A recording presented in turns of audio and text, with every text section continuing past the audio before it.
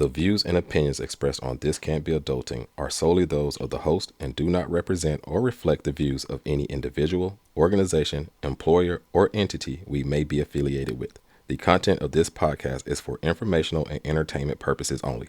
Listener discretion is advised. Yo, welcome to This Can't Be Adulting, the podcast where two guys who probably should have it all figured out absolutely don't. Careers, money, relationships. No one handed us a manual, so we're figuring it out the only way we know how, with real talk, deep dives, and a whole lot of laughs. I'm Herb. And I'm Derek. And if you're out here wondering, am I doing this right? Trust us, you're not alone. So hit play, relax, and let's figure this out together.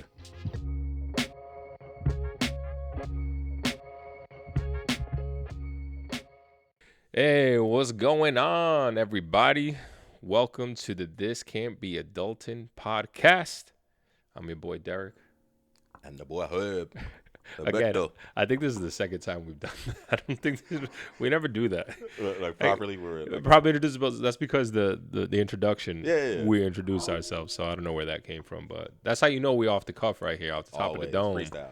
You know what I mean? But what's going on, Herb? How you been since the last time we got together? You know what? I can't. Not too many complaints. Not too many complaints. I'm still 6 feet above, rather than 6 feet below. So okay, there we go. That is a good thing. Simple. Now a couple of things we caught. Let's get that mic closer, bro.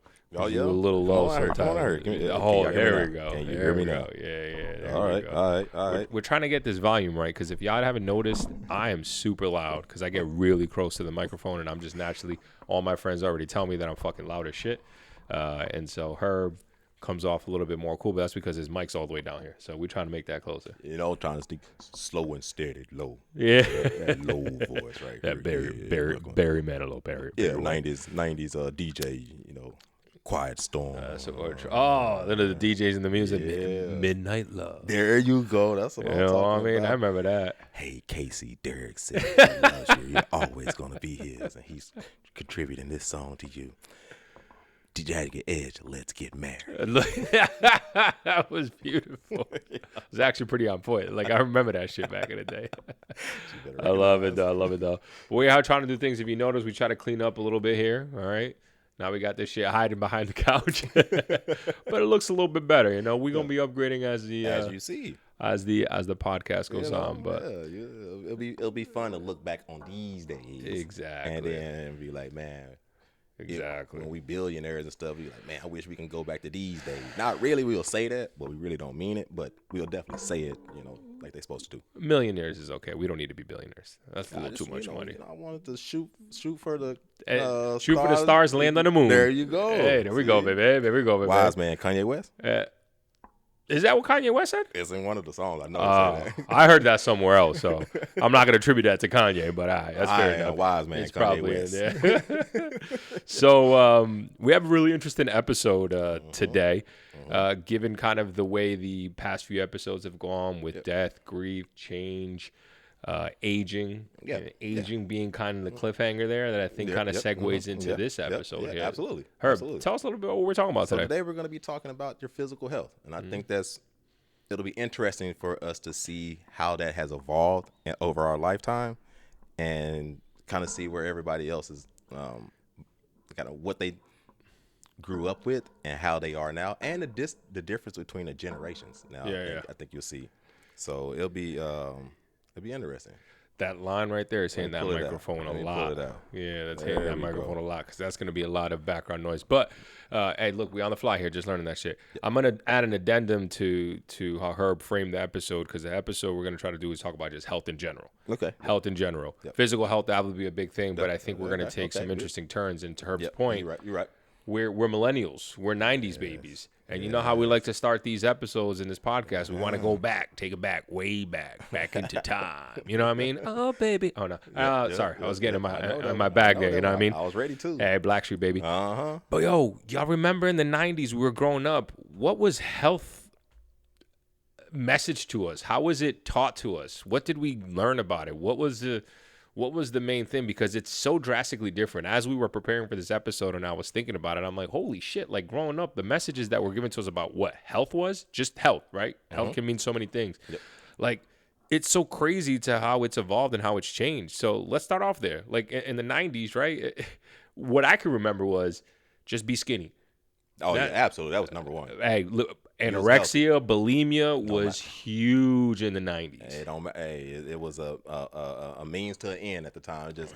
It was just be skinny, like you said, no matter how you got there. Naturally or, I guess you could say those are natural ways, but not unhealthy or healthy. Right, unhealthy or healthy. There we go. Which is interesting because the idea is to be healthy, but the concept back there was if you were skinny, you were healthy. So it was this contradiction half the time.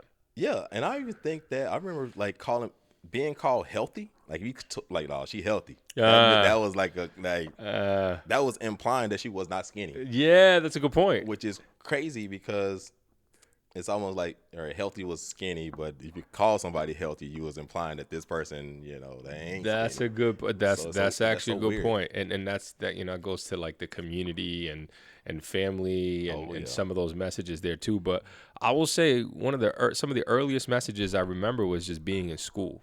Yes, and what was one of the first things you learned about health in school? I remember milk being a huge thing. Right? I was not a big milk person at all. And I remember like the biggest thing was like, drink the milk. And we had the little milk cards and shit. Yeah. I hated it. I hated milk. And to this day, I'm still not a big milk drinker, but I could drink chocolate milk. Yeah. That would help me get away with it. But for the most part, bro, I just remember like, drink your milk. It does your body good. Strong bones. That's what it was. And it was those commercials. Got milk. Got milk. Yo, great commercials. Great commercials. They were hooking. They hooked you, those commercials. Absolutely. Big time. But I always thought growing up that if you were drinking milk, you were the healthiest motherfucker on the planet. That's everybody that was like, even when you saw somebody that was big and strong, he drink his milk. He's drinking his milk. He drink his milk. He drink his milk. I'm like, damn, I ain't drinking the milk, man. I guess that's so much so that my parents, all right, growing up, my parents made me drink milk for dinner every night. Bro, it was the fucking worst, dog. It was the fucking worst. Going to sleep with a belly full of milk. I had to drink milk. And because I couldn't just drink milk just to drink milk, I had to have Nesquik in it. Right? Yeah. Oh, yeah. But in their minds, it's healthy because you're drinking milk. Man, the amount of sugar in that shit. Sugar and milk. Like, in hindsight, like, it's so unhealthy, dog. Absolutely. And it's kind of crazy to even think about, like, this was being, it wasn't like your parents was like some cuckoo and often Reddit into the Reddit and was like, anti, on some crazy conspiracy. Like, this is what's mainstream. This is the propaganda. This is what was being told to us. By people that's supposed to be, experts. It was insane. And now as adults, I fully understand why this was the message back then. Well, look, there's a combination of we learn and we do studies. When I say we, I mean like the country and society and science. They do studies and they're like, this is actually not the way to go. But a lot of it was also just capitalism in general. It's always called. So you remember the food pyramids we learned in school? Man, it was, what was the bottom? Grains and carbs was the biggest one. 6 to 11 servings per day. Yes, and then you remember this shit? We should have pulled this up. I'll get, matter of fact, we're gonna pop it up right here in the middle, right here. He's gonna look it up. But it was carbs, grains. It was dairy products. It was poultry and proteins, not proteins, but it was called poultry and meats. I want to say meat and poultry and fish. Fruits, vegetables, and then fats at the top or some shit like that. Fats, oils, and sweets were at the top. And then right below on the left side, you could say it was like your milk, yogurt, and cheese. Dairy products. 2 to 3 servings per day. Meat, poultry, fish, dry beans, eggs, nuts, all went into the same group. So like I remember like the like one of those fun facts, like, you could get protein from nuts. You ain't got to get protein, like learning that dumbass fact. But like 2 to 3 servings of that. Vegetables, 2 to 3 servings. Sorry, 3 to 5 servings. Fruit, 2 to 4 servings. And then at the very bottom was your bread, cereal, rice, pasta group, 6 to 11 servings. And those are all your carbs pretty much, but I think they called them whole grains at the time, which we now know whole grains, whole food is healthy food for sure. But you know what I learned too, and this is probably something that I can bring back as a fun fact later, but I'm going to talk about it right now and I'm going to have to double check this because I didn't check this before this episode, but you know who created the food pyramid? The California dairy industry. Right. Created the food pyramid. Yep. Again, this is about capitalism. Absolutely. This is about marketing. They created it and they inserted dairy products in there to say that it was necessary. Yes. In reality, bro, dairy products ain't really necessary. Milk, there is no evolution or anything in our past that says we need to be drinking the milk of cows. That has nothing to do with our biological instincts. Now, we drank the milk of our mothers when we were born and growing up, but notice that we don't need to drink milk anywhere else after that. Yeah, but I mean, naturally, at least. But you need when you were growing and you're at your first as a baby in this world. Yes. What got you through was milk. Yeah, that's what you drink from the first. So that must be good for you. If it was good for you in the beginning, it must be good for you in the end. And like that ain't the same, bro. And again, we're going completely off tangent here, but like that's one of the most vivid things that I remember was like drink your milk, and I used to drink this shit in Tyra Banks. Oh man, milk mustache. Yes, all the thing. Yeah, all the athletes too got milk. It's fucking wild how absolutely nuts that was back then. But again, that was a sign of quote unquote health. Drink your milk. And in reality, it's just a big marketing campaign. Yeah. Oh yeah. Yeah. Right. And it had nothing to do with the well-being of the youth. Yeah, that was what was being told to us. Nothing to do with that. Mm-hmm. One of the big things I remember too, now sticking to school, right? Because you remember you had health class. Yes. Health class was what I really remembered about health class was sex education. That was in the 6th grade. That's the only thing I remember, like 5th, 6th grade. Yeah, absolutely. But like more so like how the emphasis on your phys ed class, physical education class. You remember the fitness test that they used to do all the time? I don't recall actually doing it, but I do see that it's like with RFK, it's something that's being rehashed. I guess the presidential fitness challenge or whatever they were naming it. But I don't remember vividly doing it. You recall this? Oh, yes. I recall we used to have to do pull-up competitions to see who can get the most pull-ups, flexibility. I think there were sprinting involved, if I can recall. It was most shit that I excelled besides the flexibility one, because I was normally one of the taller ones in my class. So I had long legs, so I couldn't do it. But the pull-ups I was good at, the sprinting I was good at. Yeah. But I remember it was like this sign of it was your fitness score, your fitness test. Super odd, but at the time it was like, if you're physically fit, you're just a healthy person. Okay. Not understanding, obviously, as a kid, and not knowing now that, man, health. Even your physical health has more to do than what your exercise routine is. Absolutely, more about what you're putting into your body, what you're putting into the body, how you treat it, how you treat it, how you manage stress.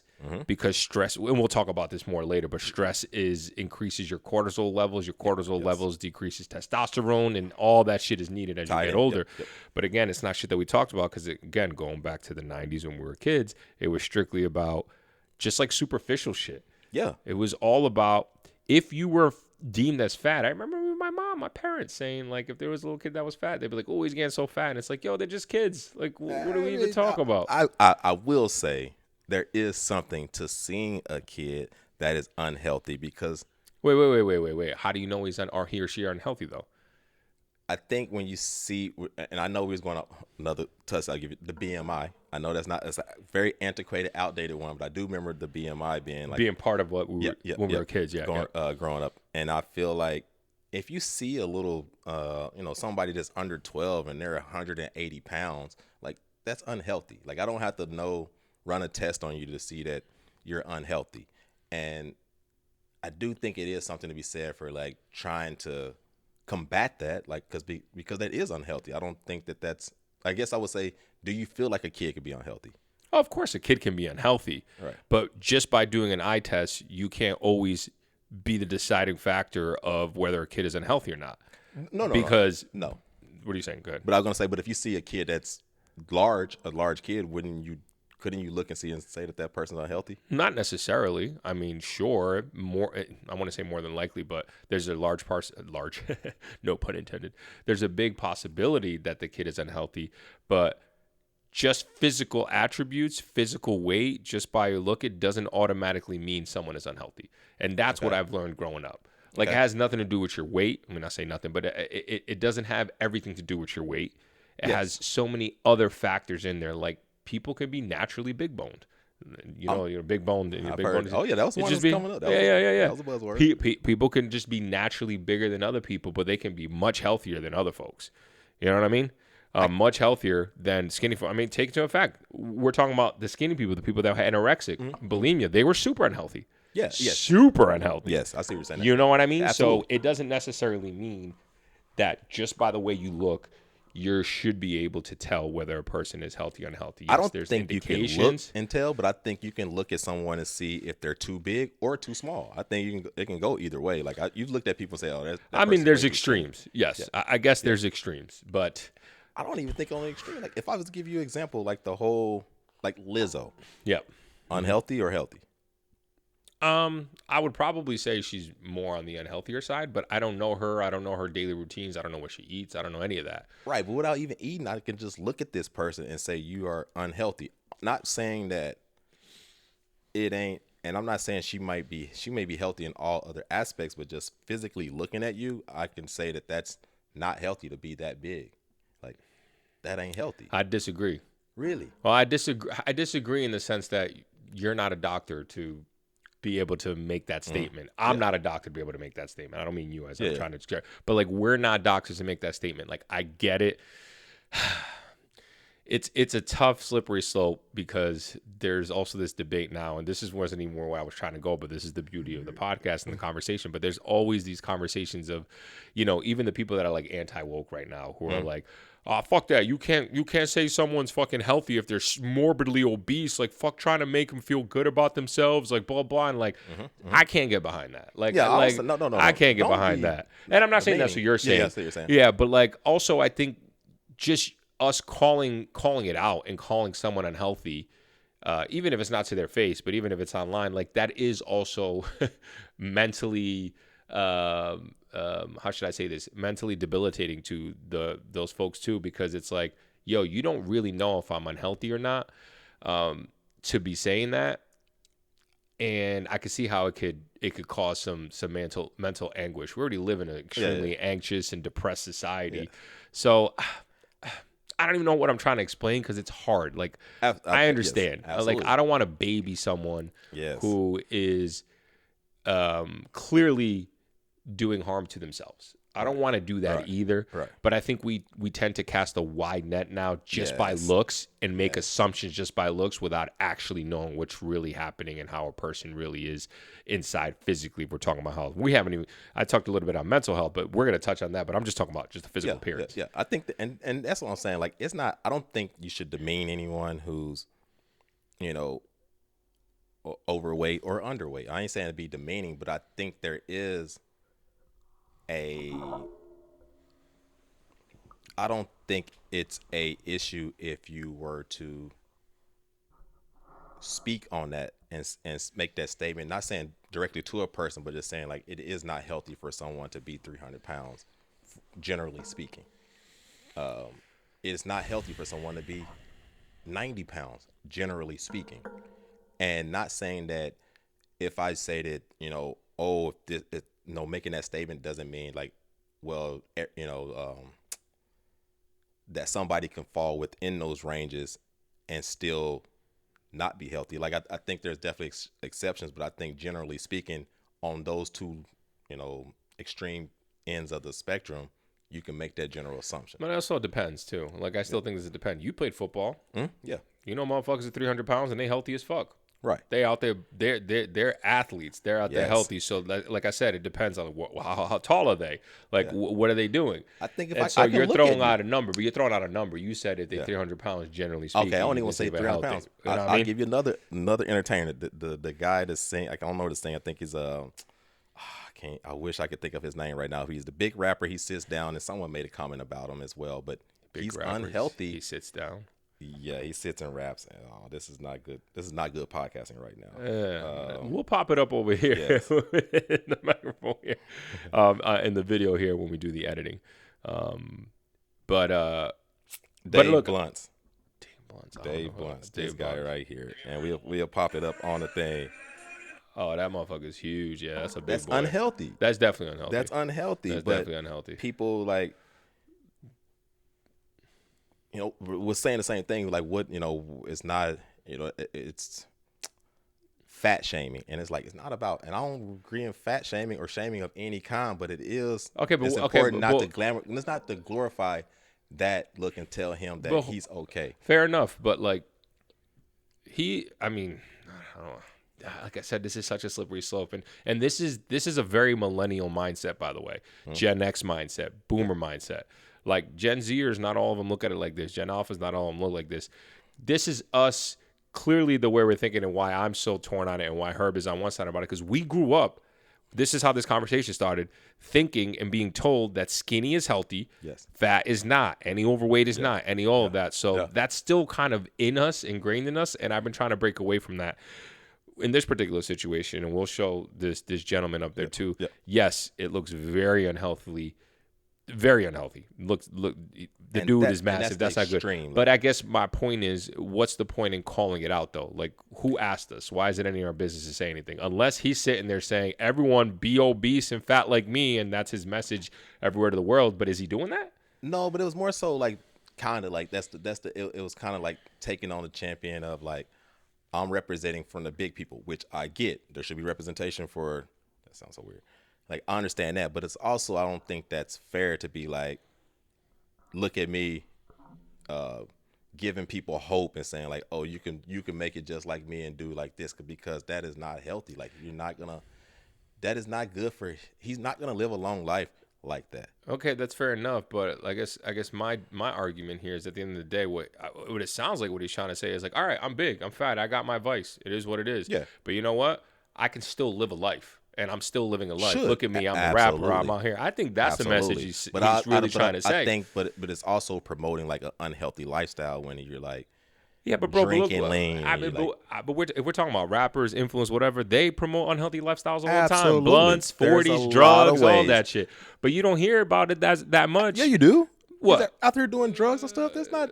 They like people. They glorify that. Everyone glorifies that in rap. Just because something's glorified, everybody glorifies just like he's that glorifying shit. Being big. But doesn't mean I don't think he's glorifying shamed. it in the same way, though. I think so. I think normal people look at rappers and they live that type of lifestyle and be like, that ain't cool. Like, I disagree. I think many people glorify it. Maybe they're not actually out there doing it, but I'm not sitting here judging rappers. Yeah. But like, I'm like, I get it. Like, I wouldn't do that. I'm judging like, you. I get it. I'm judging rappers. I'll tell you what else is unhealthy. Riding around with a whole bunch of dudes with guns in the car. That's unhealthy. Very unhealthy. Physically unhealthy.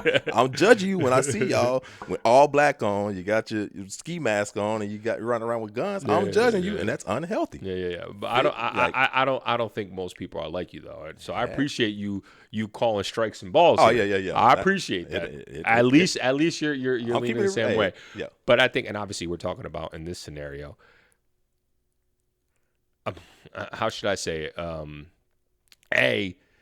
He clearly has a health issue or some sort of health symptom that led him to get that much bigger. Yeah. We're talking about one individual example. We're talking about the extreme. We're talking about extreme, but I completely understand what you're saying, and I think there's a right way to approach it and a right way not to glorify it without taking away the man's dignity, without telling him, oh, just because you big, you can't be out here rapping and making a living for yourself. You still can do all that. Because there's a lot of people with even worse vices out there that are living their life. Absolutely. You know what I mean? Absolutely. And it shouldn't even be about a comparison. I think it's just about being healthy or not being healthy, but I think that it is okay if you have someone in your life and they are unhealthy and you're able to notice it, like, it's okay to say something in a very respectful way, if, as a friend, because like if you and I, a year from now, if you're 275 and, it ain't because you ain't on the road, I'll be out here 275, like, and you over there breathing heavy in the mic and just, then I'm gonna be like, bruh, Roy's are unhealthy, bro. Roy's unhealthy. I don't fuck with that.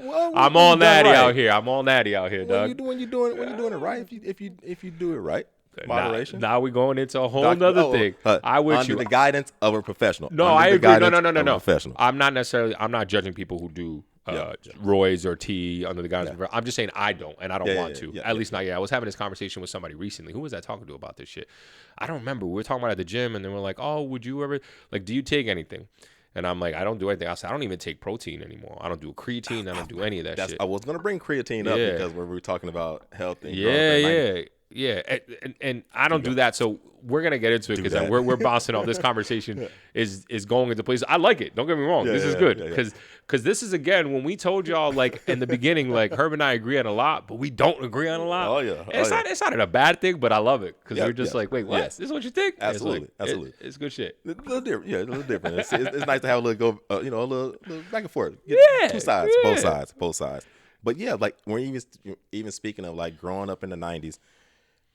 Is when supplements started to come around. Sure, and I'm sure you probably dealt with this.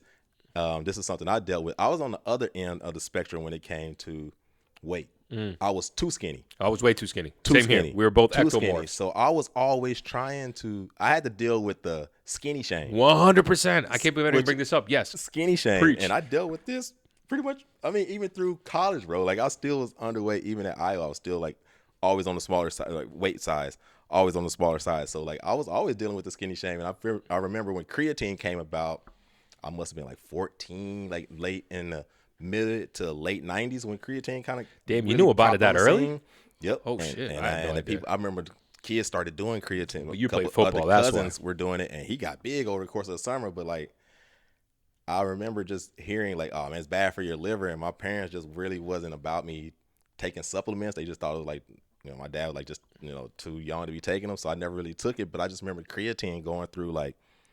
Everybody was on creatine, and that was like a huge thing. Like, take creatine. You want to get big? Take creatine. You want to get big? Take creatine. And then, unfortunately, you know, some of the other things came about, like that. Oh gosh, the one that not Barry Bonds, but Mark McGuire, they were Sammy taking Sosa, all the anabolic steroids and things like that started come about. But I just remember creatine like being like, yo, as a skinny kid dealing with the skinny shame, like creatine being like, yo, take the creatine. That's so funny you say that because, dude, same. I was always on the skinny side. I was always the skinny kid. I was always that goofy skinny kid with the big head. Like that's all it was, and I couldn't skin and bones. Skin and bones. I couldn't put on weight. Yep. I could even in college. I went to college. I was about an inch shorter than I am right now. I was a $155 soaking wet. I was a $150 when I landed. $155 soaking wet. 6'1", $155. $150 the first day That's I got there. 6 crazy. foot 150. Yeah, no, we were right there. Just this little skinny kid, and then Division I soccer, and this wasn't even football. Started lifting. By the end of the year, I gained 20 pounds, and I was 175,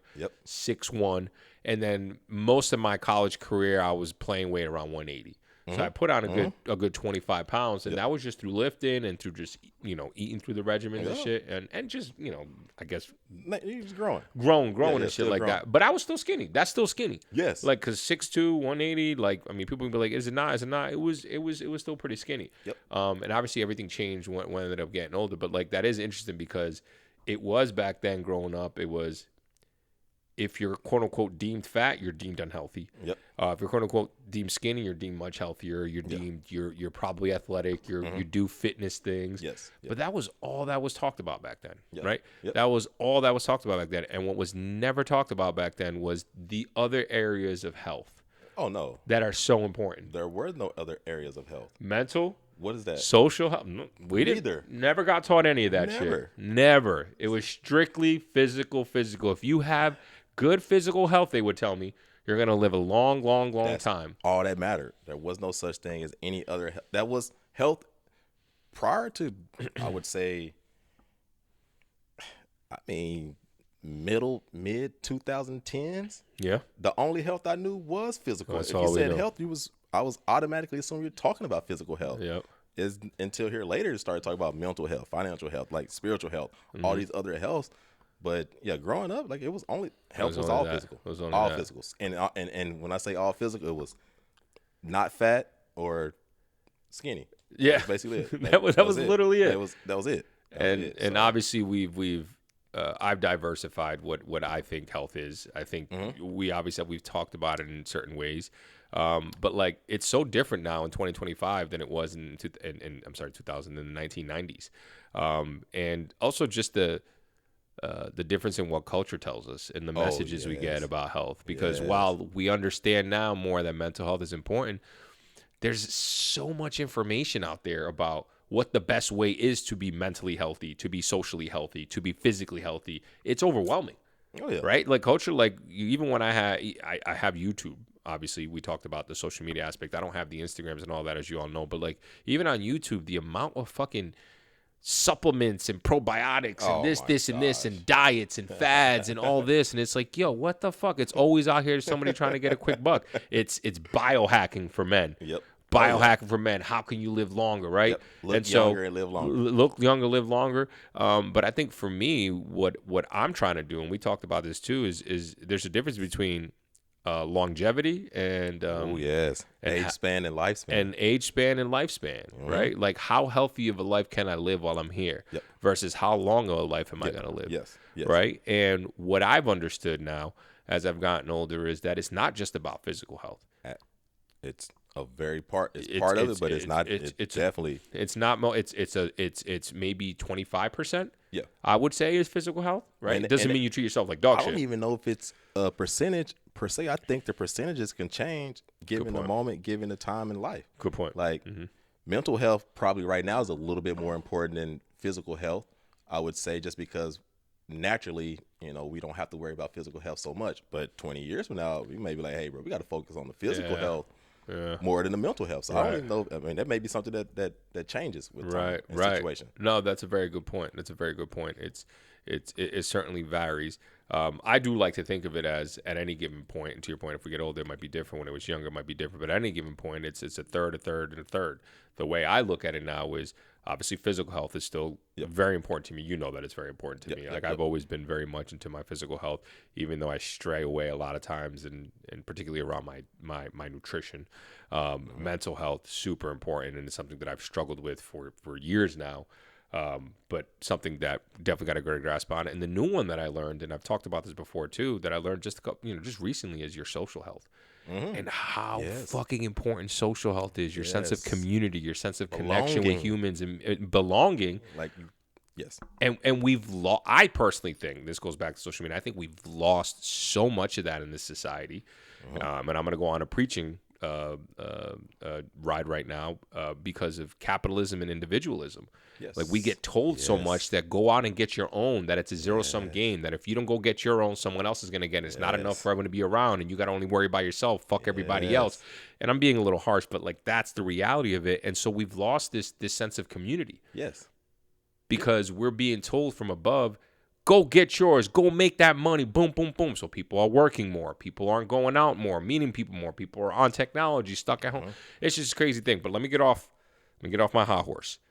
That's the way I think about health now compared to back then. What are your thoughts? I think you're spot on because I believe this was Jon Stewart just spoke about this, how corporations have made it to where individual socialism is bad, but corporate socialism is good. Preach. And they've convinced us that like, oh, you need, like as you mentioned, get up by your own, pull your own bootstrings.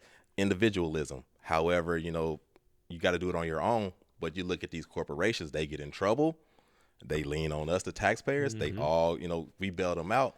But then they get the profits and they keep them all to themselves. And he kind of speaks a little bit more on that. I would definitely, advise someone to go look at that. But I think that is exactly what happens, is that somehow they've convinced us that everything that we need is right here on these phones, and we don't need to communicate with people outside of that. And it is unfortunate because I think before social health was kind of built into everyday lifestyle, it was. You had to go to work. You had to be around people if you wanted to have any time. Even going to the bank. Like I remember, like growing up, and my grandmother going to the bank all the time and speaking with the bank tellers, and there was like they knew the bank teller. Like weird stuff like that. By name. Yep. Now, I bank at Capital One. I haven't been to the bank in I don't know. I don't even remember. Everything's on my phone. Literally, I used to even, first of all, used to go to a bank to cash a check. And then it was like, now you can cash a check on an ATM. I can fucking cash a check on my app on my phone now.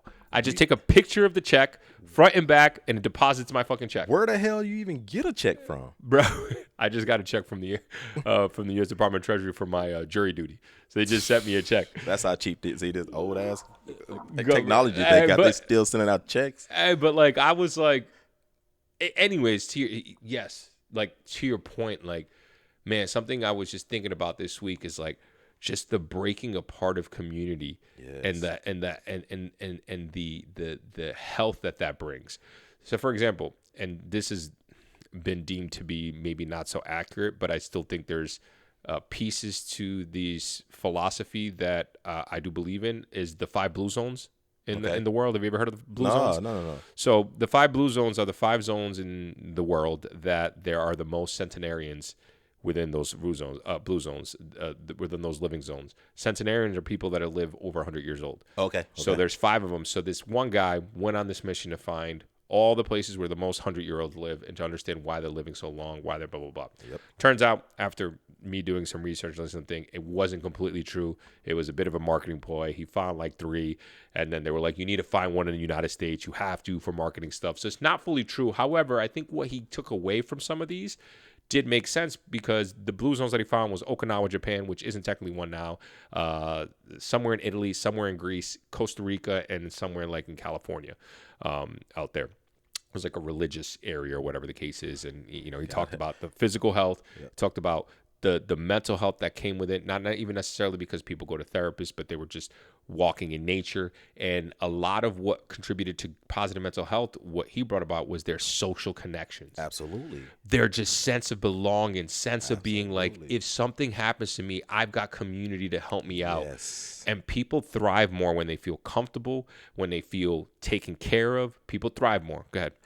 But just think about the opposite of that is how lonely it would feel to not have a sense of belonging in this world. I mean, you step outside, I mean, the world is a very big place. And I even have this happens, I'm sure it happened to everyone, where you like, my girlfriend and I, we joke about this. And like, if I go out on a Saturday and she's at home, I come back and she's like, how is it out there? I'm like, shit, people are out there. Yeah. And it's just, I say that like jokingly, but in the grand scheme, like when we talk about like loneliness, like if you don't have a sense of belonging, I can imagine the sense of what loneliness must feel like out there. And I think that's why belonging is so important, why we're trying to find these, like, why it's important for humans health to have a sense of belonging, and why that matters to overall health is because you need to have that feeling, because of if you weren't, it's just like the world is a very big place to be alone. Very big place to be alone. And this all goes back to evolution. We've talked about this in the podcast before. 50,000 years ago when you were in the Serengeti, if you were exiled from the group, if you were alone, you would die. Survival. So we have that within our biological genes, within our cells, that we need to be within community. And the fear of exile, the feel of being shunned away from your group or from a group is crazy. It's like that fear is anxiety inducing. And this is why I believe we live in a culture, in a society where so many Gen Zers feel so much anxiety because they're stuck at home and on their phones. Yes. And I'm not blaming them. It's the society they grew up in. But like, that is the message. You don't have to go to the grocery store. You don't have to leave your couch for a year. All you need is your phone, and you have food delivered to you. You can work from home now. You can do everything from home. Shit'll just get delivered to your front door. You don't ever have to talk to or interact with another human being. You could literally never leave. That's scary. And work and never. You can literally work, make money, and never leave your house. That's scary. And it's just crazy how that's changed in our lifetime. Like, I know we talk about being 40 and getting old and stuff, but like in the grand scheme, like, we're not that old. Like this, we saw the change. Like we experienced. It wasn't like, oh, I remember.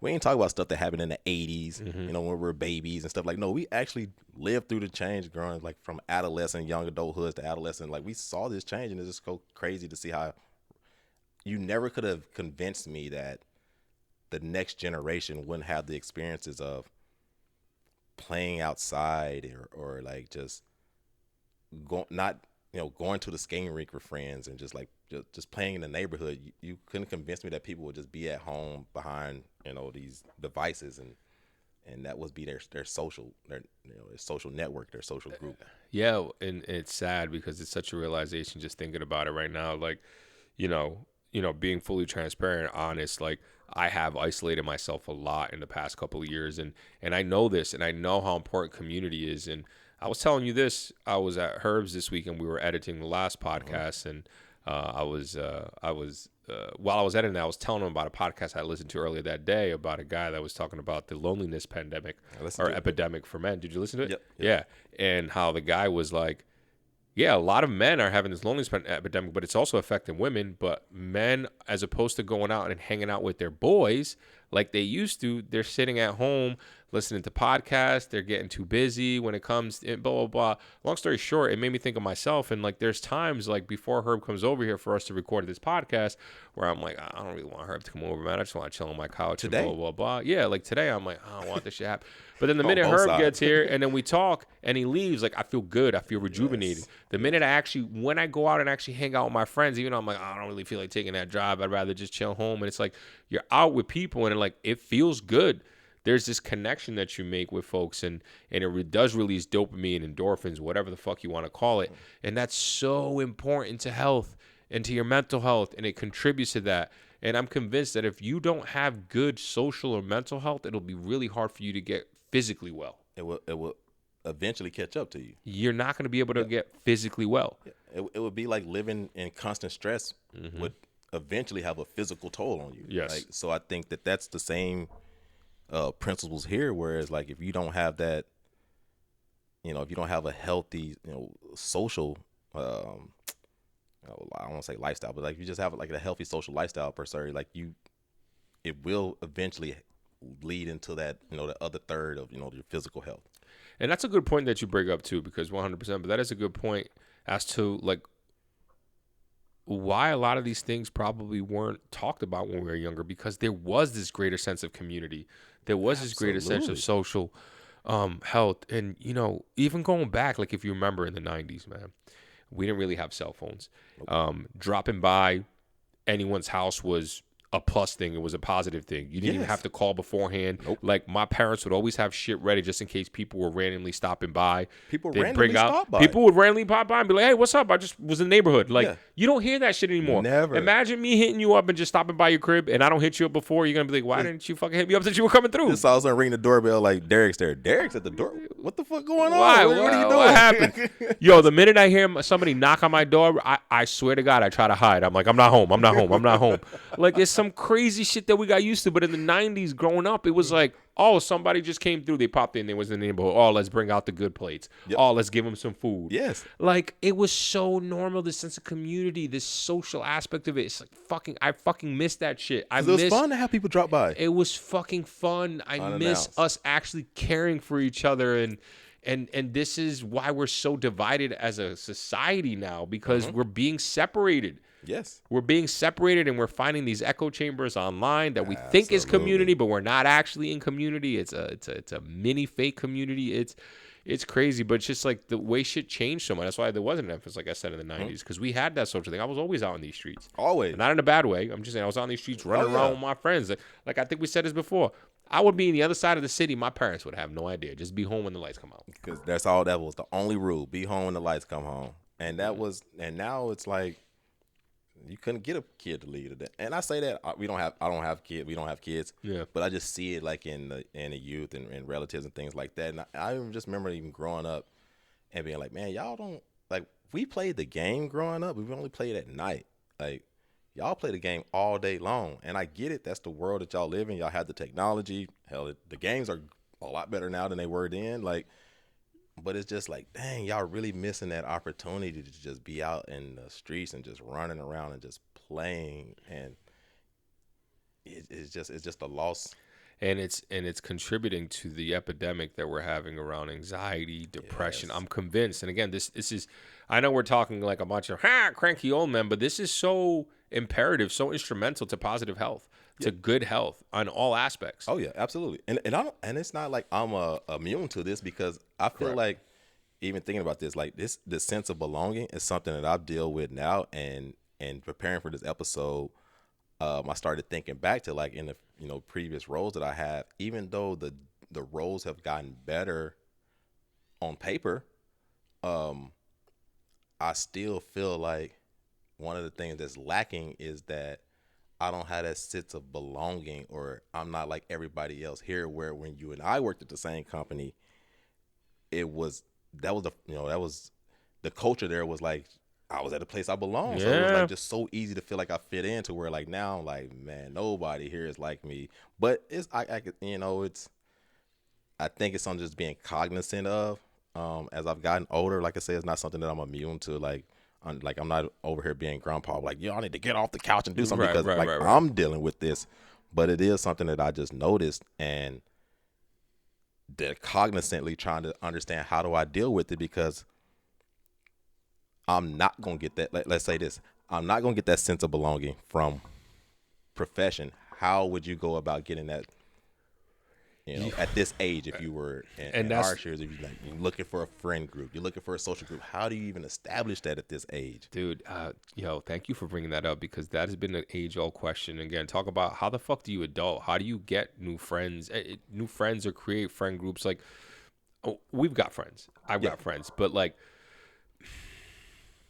it's different because all my friends are pretty much in relationships in some way, shape, or form. So there's a little bit of difference there, but I've been dealing with this too. It's like, how do I get out there and meet people and like become a friend group and like, like I downloaded the app Meetup. You ever heard of the app Meetup? I've had it for like a year, and I went to a couple of events by myself, but it's just so fucking awkward. I feel awkward because I'm like, yo, man, I'm a damn near 40-year-old man, and I'm out here being like, hi, do you want to be friends? And I just felt stupid, and that's the wrong approach. That's not how I should feel. That's not how you should feel. Doing the right thing. Yeah. Right, you're doing the right thing. But like, honestly, you know what's worked for me lately is I've gotten involved in things that I care, that are near and dear for me. Like I joined the run club. Yep. Right, and I've met a couple of people there, and then I joined this pro-Palestine run club, and like we're in these Signal group texts, and they've invited me to a bunch of different events, and I talked to a bunch of people and made some connections there, and so kind of I'm growing those. Yeah. And so I think it's important to get involved in social events like that, where maybe you don't. It's gonna feel awkward because we've kind of forgotten how to get out there. And it's a skill. It's a skill. It is a skill. It's a muscle. It's a muscle. Talk about health. If you want to get big biceps like your boy right here, you know what I mean? See? You go to the gym and hit those curls for 15 years, you know what I mean? But if I don't go for a year, the shits are going to be tiny. Again, if we have to work that muscle. But in the beginning, if you went back to the gym right now and you haven't been working out, you're going to be sore. You're going to be sore. It's going to be tough. You're going to be sore. You're going to look awkward. You're going to look weak. You're going to be it's sore. It's going to be less weight. You got to build it. A week later, you get a little bit better. You get a little stronger. A month later, you're that much better. And like you say, after 3 months, you built up that I won't say strength, but you build up that muscle and you become healthier. So I think the same thing applies in this aspect. Like saying that awkwardness in the beginning. Yeah. And like, again, just trying to build friends. Like, how do you, I can see meeting like the opposite sex. And I think that's, if you're single, that's probably easy, but to meet if I had to go out and meet like a guy friend and we're starting from point blank, like, how do we even have the experiences we need to build that connection? It is tough. One thing that I've done where I've met a couple of really cool people is through sports, through my favorite sports teams. That's fair. I invited Herb on Sunday. Unfortunately, was able to make it. I couldn't make it. I had to go model. I might have to drop the links. Boy, I getting a model gig on. We'll talk about that. But I'm a big fan of Manchester United. There's a Manchester United fan club here in Austin. So I found them like a year and a half ago. They go to a pub every game to watch the game. We have a pub here in Austin. So I go every time the season just started, and I met a couple of good dudes out there, and we had something to talk about. Oh, you're a Man U fan. Where you from? Blah, blah. And so we cool. We text. I'm in a group text chain with them. Yeah. Like, they cool. They homies. One of them is a Trump fan, so it's a little bit. I wouldn't say Trump fan. He voted for Trump, so I'm a little torn. But whenever I hang out with him, dude's cool. We don't talk politics, but he's a cool dude. Like, I like him. You know what I'm saying? He's a cool dude. But that's one thing, that I actually ended up doing and making some connections that way. Look, there's still ways. Yes. And you and I know how to make friends. It's not like we don't, but we just haven't flexed that muscle in a while. The effort. And so it's effort, but this is how they're getting us. They're thinking, and also you got the girl, you live with the girl, and it's easy to just sit in that. And even without the girl, like you said, it's all right here. The algorithms are literally they. I know we dive into when we talk about AI a little bit and we talk about technology and advances, but people are literally engineering software, apps, all this technology to capture you and prevent you literally from leaving this spot and going to do exactly what we're talking about. So you are fighting against, your science and psychology. Somebody's seen it. I'm on technology. You're fighting against technology. Technology that's fucking Rage Against Machines over here. Yeah, it's fucking wild. And this is the shit that we was talking about with social media. It's a tough situation, and they want us to do it because they want our attention. And not to rail on social media or anything like that, but the reality is all that affects our health. Yes. All that affects our health. All of it. And so when we were in the 90s, when we were growing up, it was about, are you fat? Are you skinny? And, that's health. Or drugs. Or drugs. Because through the crack epidemic, you see people that were skinny crackheads and things like that. And that was a joke. Like, being skinny, like, oh, you're skinny like a crackhead. Like, that was the whole thing. So, like, the drug aspect of it is, like, played huge into, like, that just reminded me of like thinking of health in the 90s was like, don't be on drugs. Yeah. And don't, you know, the DARE programs and stuff like that, like anti-smoking campaigns and shit like that. Yeah. And I don't even think there's not that much of that now with regards to drug, with the exception of fentanyl. I'm saying with the exception of like the anti-drug is like anti-fentanyl, like that's really big. Yeah. Yes, there's some anti-vaping, but like when you say in the school districts, bro, that junk is huge. Like that's all they talk about is vaping over damn near anything, bro. Yeah, I guess that's a good point. I'm not young like that anymore, but I'm thinking about like commercials that I used to see and shit like that, and but yeah, look, it was just obviously completely different times, and now we're in this era where it is more than just physical health, but I think it's people are understanding that. While we understand it, but not many people are doing much about it. We understand how important mental health is, and people aren't realizing that it's their lack of social interaction, the lack of community that contributes to a really poor mental health. And again, this is all a domino effect. And when you have poor mental health, you're less likely to get up there and be physically healthy. Like I can tell you for me personally, it's hard for me to be as physically healthy as I can be when I am mentally down. Well, just think about it. Like, in order to physically be healthy, most people aren't able to, you're not doing a workout in that moment, in that spot, even a lot of people not even in your home. So you have to get yourself into a mental state to be able to physically go out there and even do any type of physical, to become physical healthy. So I think it all starts, like you say, mentally. And if you're not got that mental aspect right, then how you can even get to the next part. Yeah, it's tough. And the mental aspect is going out there and doing the work on yourself, going out there talking to therapists, getting off your phone, getting off social media.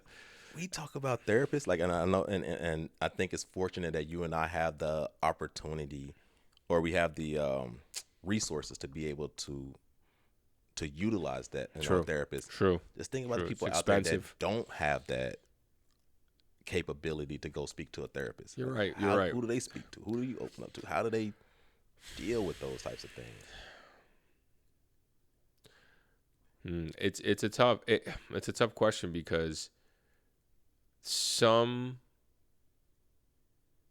challenges that you experience do require professional help.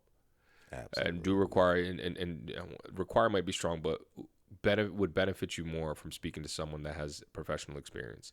Yes. With that said, I think this is also why community is so strong. Yes. Because if you have a community, a group, maybe you don't delve into deep traumatic things, but you should still be able to feel comfortable enough to have conversations with people without feeling like you're a burden. You know what I mean?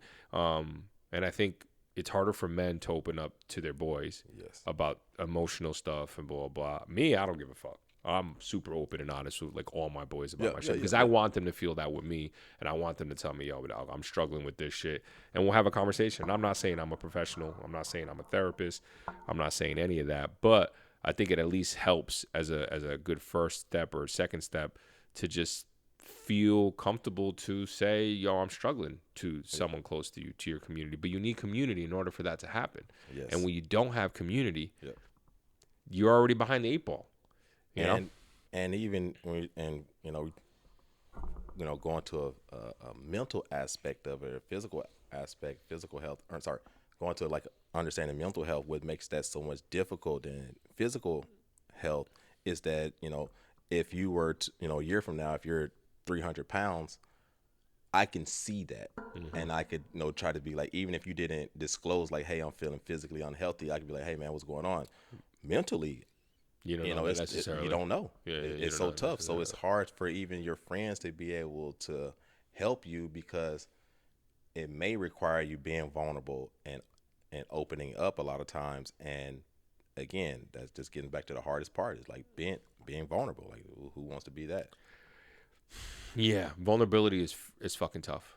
It's fucking tough for everybody, not just for men, but like for women as well. Being vulnerable and being open and being your true self can be very hard. And that's a tough situation. And I think, like I said, having a community where you can feel comfortable to be yourself is going to be so damn important. Like, so damn important. Herb, I guess, a final question on this topic here is, what are some things you practice daily, weekly, monthly, or you incorporate into your everyday life that promotes a healthy lifestyle that you believe is a healthy lifestyle for yourself? Yeah, absolutely. So something that I try and need to get better at is being cognizant of the situations. And one of the ways that growing up, the foundation was built through prayer. I know this gonna sound crazy, but Okay. like, even in my prayers now, like I pray for physical, mental, and spiritual health.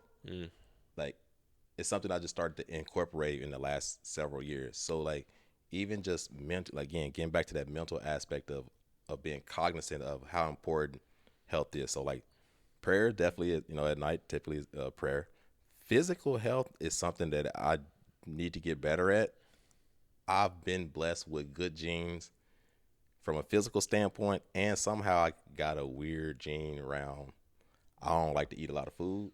So that's helped me from like just living like the most craziest unhealthy lifestyle as of now. But I think the biggest thing when I was saying like cognizant of health is that like prayer, I would say, is like one of the things that I'm typically utilizing, I would say. And what does that do for you health wise? It mentally gets me in this state of I can do it. And it's not going to make sense, but this is what I would say when it comes to, and we can get into religion at one point, but like a lot of times I feel like happiness is a emotion that can come and go. However, when I'm in touch with my spiritual side, I get a sense of joy. And joy is something I feel like I feel from like happiness is mental in my head, where joy comes from my heart. And when I'm having like, and I'm in touch and like I'm spiritually, I'm prayed up, and that it gives me a sense of joy and makes me feel like, I don't know, it's like a longer lasting happiness. It feels like a stronger sense of happiness than just mentally being like, oh, I'm happy today. Yeah. So like prayer helps me to like get to that state of joy, and joy helps me just to feel in a more positive mood, to even more motivated. And for me, I need to be positive, and then that makes me feel more motivated. And that's one of the things I would say definitely kind of how those all kind of tie in, is just like spiritually being prayed up gives me that mental motivation to be out to be positive, to go out and be motivated. So for you, it contributes tremendously to your mental health. Yes, and absolutely. that's super important. Okay, so prayer. Is there anything else? You said your physical health is I just naturally, because of I just never been like that big eater, so I'm not somebody that's gonna gorge or overeat. I could definitely be healthier physically, but a lot of it's been natural, bro. Like that's something I got to work on. I think that's definitely something I work on. Well, as you get older, and one of the things that I've realized is, as well as this notion of health, and especially what's thrown out in the internet, what's thrown out on social media right now, is like, again, like these biohacking, or go fucking run a marathon and blah blah. Like, go fuck all that shit. It ain't that serious. Trust me, it's not that serious, man. Yeah. Being physically healthy just means, can you walk up and down stairs and not get too winded? Are you going to be healthy enough in the sense that when you're older, you can still go play ball with your grandkids in the backyard? You can still pick up your grandkids when you have them. That should be the aim. And if that's the aim, you don't have to be going to the gym. Get out of bed. You don't have to go to the gym and bench press 405 pounds. You don't have to do any of that. Don't worry about that. It has nothing to do with that. Just be able to go for a nice brisk walk. Yep. Right? Just be able to go climb up and down stairs. Be able to get up from the ground if you're sitting on the ground Indian style. Like, it's those things that means health. It means good physical health. Yes. And I realize that because I'm a little bit more extreme. I go to the gym 4 or 5 days a week. I do weightlifting. I've incorporated different things into my workout now. I do balance training 3 times a week now. Yeah. Because I want to be able to have my equilibrium when I get older. That's one of the most dangerous things is falling. Falling is when you get older. When you get older, it's falling. So I've been training myself with my equilibrium for about 2-3 years now. I do it 3 times a week all the time. That's a big piece of it. My core, I do core stability stuff. That doesn't mean necessarily doing abs. I'm talking about straight up just all the way core stuff. Just making sure that's super strong. And yes, I do go to the gym. I do lift. But you know what? I don't lift not nearly as heavy. I don't give a fuck about how heavy I lift. No, like today I was doing incline bench press. My incline bench press, I'm doing like 30 pounds on each side, and I'm fucking struggling. I don't give a shit. Yeah. Like, I don't give a shit. And I look like I'm a big dude, but I genuinely don't give a shit. Yeah. Yeah. I'm like, yo, it doesn't matter to me. Like, I don't remember the last time I benched 225 was fucking 5 years ago. You trying to rep it out? I don't do that anymore. It's funny because that doesn't matter to me. Like, yes, I can do certain heavy weights, but like that's not my intention. My goal is to be able to still maintain some muscle, be able to stay mobile. I want to be mobile, have good mobility, which I need to work on in the more. I want to be flexible. Yes. Right. So I try to stretch every day. Like those to me are the important things for me. I think so. And that comes with the evolution, like you say. It's as you're getting older, it ain't about just brute strength anymore. It is about that flexibility becomes a little bit more important, like you said. Like slipping and falling is as you get older, it becomes more dangerous, and those that's where I guess we would say get back to that flexibility aspect of it. So I think you're off to the right track. Me myself over here, bro, I'm just out here. You'll get there. I do think that it is important to do something physical for your health, and some sort of weight training is important. It doesn't have to be heavy, but something light. I think personally, if someone can get something done 3 days a week, and I fully understand that I'm privileged enough, and maybe even Herb's privileged enough where we can do that. I understand people might have multiple jobs and it might not be hard, but like if you can ever find help, because your physical health is very important. It's very important when you can find time to just look, all you need to do is 3-4 days a week, 30 to 45 minutes. Do something. Go for a walk. Climb upstairs. Like, son, I'm telling you, it makes a world of difference as opposed to just sitting there being sedentary. Yeah. Your muscles atrophy, all that shit. It just really genuinely won't be good. The dogs has helped me. I do walk my dogs every day. I walk my dog every day. That's helpful. Every day for an hour. That is I would say physically, and it is funny. Like if it did start out like, oh, I want to get they need to get out. They need to get out. But honestly, I do it. We need to get out, and it gives me a chance to walk the neighborhood, see people. I'm starting to see people on the walk. Man, I bust my ass the other day in front of a young lady on the walk. Embarrassed the shit out of myself. I was feeling hat fell off, dropped both leashes. The dogs looking at me like, what the fuck? They were underneath me, and they wrapped me up in the leashes. Had a poop bag in my hand, so I was trying to do a whole lot of shit. And one of the neighbors was talking to me about a skunk, and I'm like, listening to a podcast, man. Bro. I bust my ass. Ankle fell over, hat flew off. You getting old, bro. The girl looking at me like, and I'm like, what? And we turned around. I said, walks over. We went back home. Next day, walking out, seeing the same girl. I said, we're going to try to stand up today. She just laughed at me. Yeah, bro. But yeah, walk the dog. Get out walk the dog is important. I think, and also one very important piece is nutrition. Don't call it fucking diet, guys. Yeah. Don't do diets are meant to just be temporary. Anybody can do a diet for a day, a week, a month, even a year. Mm-hmm. Anybody can do it. But when you start incorporating nutrition and start talking about it like nutrition and find something that's sustainable for you, it's going to make a world difference. Try to cut out as much of the processed foods as possible. I know it's hard, but expensive. And that is very true. And you don't need to cut off all processed foods. That's not what I mean. But like don't do anything drastic. Like don't be like, hey, I'm going to cut off all sugar. Dog, that's impossible. We're not going to do that. Like don't do that. That's tough. Minimize it. Fine. I'm going to cut out. I'll minimize it. Fine. But your nutrition is going to be very important. And look, coming from someone who my meals are usually pretty healthy, but like when I get fucking anxious, which is all the time, when I'm really stressed out, like, man, I eat ice cream, Doritos, salt and vinegar. Before Herb got here, I ate 2 bags of salt and vinegar chips and a king size of Twix cookies and cream. That's what I have for dinner. So I ain't perfect. Trust me, I ain't perfect. But like, just keep that in mind. Don't do diets. Call it nutrition. I definitely wanted to call that out there.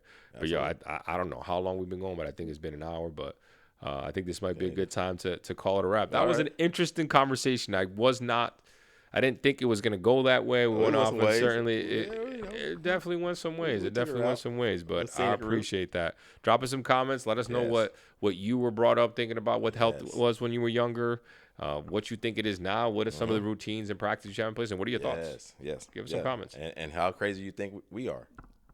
I don't know. Do you think we're crazy? Herb crazy out here walking his dogs, talking about being balanced or whatever the case is. I never felt so unhealthy and old and shameful in my life, bro. That I think that was what I was taking away was that I just felt really shamed that I fell like that, and I was like, damn, if I Been was there. older, I could have been jacked up. Yeah, you I was could have looking at me been. all crazy. So Could have been. Yeah, You that could have was been. definitely that. All right. Well, let's throw some little knowledge on these folks here. Do you want me to go first? I feel like you've gone first the past couple of times. I'm gonna let you end it right here. So Okay. I'm gonna go first right here, and y'all know I just love giving science facts and space. So that's what it is. I'm gonna keep it on because I do want to talk about this one, which I think is super very very interesting. Herb, do you know why we have 4 seasons on planet Earth? I don't know. Take a guess. Let's see. Why do we have 4 seasons on planet Earth? Winter, spring, summer, fall. Yeah. Oh. All right, I'm going to take a wild guess here, and I may have just seen something. But wasn't it a long time ago we got hit with an asteroid that knocked us off tilt into our axis, and that's why? Bro, barely anybody knows this. There was a fucking interview done at Harvard University when they asked Harvard grads, and now granted, people think just because they're Harvard grads are going to know about space and astronomy. That's not necessarily the case. But like, why do we have 4 seasons? All of them said, oh, it's because at that time of the year, the Earth gets closer to the sun than at other times of the year. And it's like, yeah, but then the North has winter, the South has summer. The Earth is the same distance there. So what is it? So Herb, you are correct. So I'm smarter than Harvard grad. You're smarter than I'm Harvard about grad. to lead the episode. I'm done. I've done it here. We have 4 seasons because the Earth is tilted at 23.2 degrees. Mm-hmm. Okay, so meaning that it's tilted like this. The equator's right here. And so when we're going around the sun one way, the northern hemisphere is getting most of the sun. Yes. And its radiation and its heat. Yep. And that's the summertime. Yep. And then when we go around to the other side of the planet, other side of the sun in our orbit, 180 days later, the southern hemisphere is getting most of the sun. Okay. But the funny part is during the northern hemisphere summer right now, we are actually the farthest away from the sun that we ever are when we're orbiting it. We're actually farther away. But because of the tilt, we're still getting more sun. Yeah. We're still getting more sunshine. It's crazy. Still summertime here. Yeah, because it's hot as hell right now. Yeah, because it's hot as hell. But it's all to do with the tilt. It has nothing to do with the distance that we are from the sun. Nothing like that. It has to do with tilt. Yeah. Now, this goes back into what Herb said. Why do we have this tilt? Great question.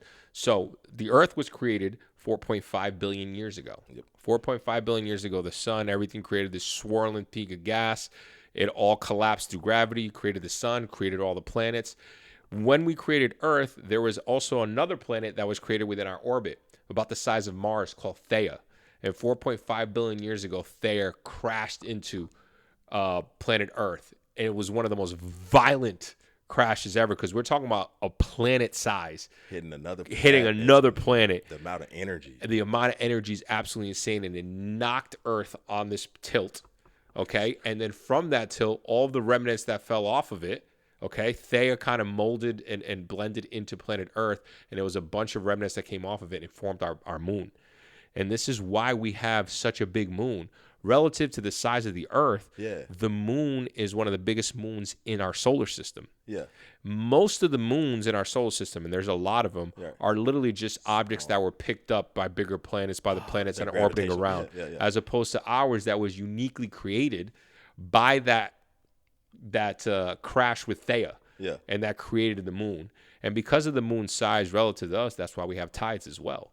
I know all the tides do that. That's why the gravitational pull is perfect. Like everything is perfect how I do. But I thought that was super interesting about the seasons thing because most people are like, oh, it's because we're closer to the sun and we're not. It's like, nah, that actually literally has nothing to do with it because we orbit in an elliptical. It's not a perfect circle. We're not equidistant every time around. Yeah.